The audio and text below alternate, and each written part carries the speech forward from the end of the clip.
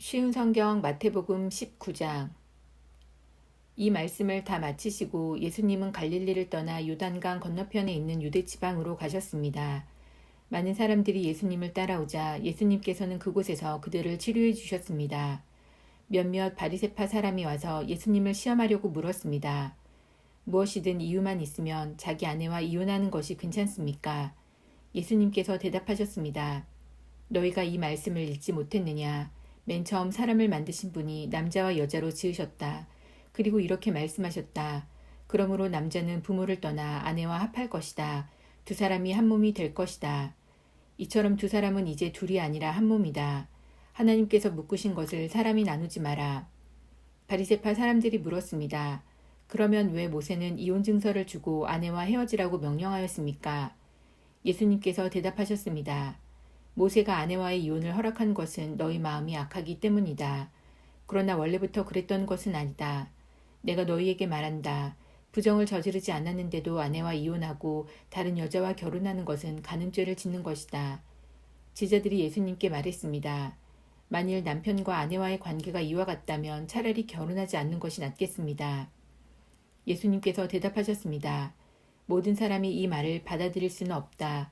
오직 하나님께서 허락하신 사람들만이 이렇게 할 수 있다. 어머니 배에서 나올 때부터 고자로 태어난 사람이 있고 다른 사람에 의하여 고자가 된 사람도 있고 하늘나라를 위해 스스로 고자가 된 사람도 있다. 이 말을 받아들일 수 있는 사람은 받으라. 그때 사람들이 자기의 자녀들을 데리고 와서 예수님께서 손을 얹고 기도해 주시기를 바랐습니다. 그러자 제자들이 이들을 꾸짖었습니다. 예수님께서 말씀하셨습니다. 어린아이들이 내게 오는 것을 막지 마라. 하늘나라는 이런 어린아이와 같은 사람들의 것이다. 예수님께서 어린아이들에게 손을 얹어 기도해 주시고 그곳을 떠나셨습니다. 어떤 사람이 예수님께 와서 물었습니다. 선생님, 영원한 생명을 얻으려면 어떤 선한 일을 해야 합니까?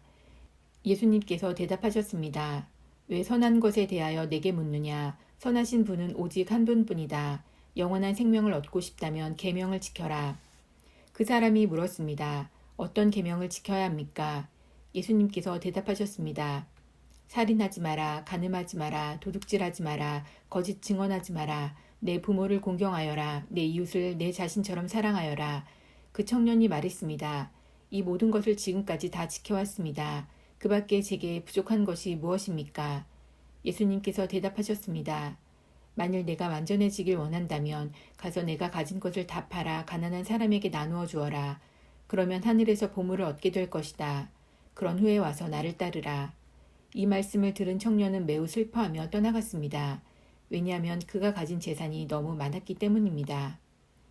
예수님께서 제자들에게 말씀하셨습니다. 내가 너희에게 진정으로 말한다. 부자가 하늘나라에 들어가는 것은 어렵다. 다시 너희에게 말한다. 부자가 하나님의 나라에 들어가는 것은 낙타가 바늘 구멍에 들어가는 것보다 더 어렵다. 제자들이 이 말씀을 듣고 매우 놀라서 물었습니다. 그러면 누가 구원을 받을 수 있겠습니까? 예수님께서 그들을 보시며 말씀하셨습니다. 사람은 할 수 없지만 하나님께서는 모든 것을 하실 수 있다. 베드로가 예수님께 말했습니다. 그렇다면 모든 것을 버리고 주님을 따르는 저희에게는 무엇이 있겠습니까? 예수님께서 그들에게 말씀하셨습니다. 내가 너희에게 진정으로 말한다. 나를 따라오는 너희들은 인자가 영광의 보좌에 앉은 새 시대에 12 보좌에 앉아 이스라엘 12 부족을 심판하게 될 것이다. 나를 위하여 집, 형제와 자매, 부모와 자식, 그리고 밭을 버리는 사람은 몇 배로 보상을 받을 것이며 영원한 생명을 얻을 것이다.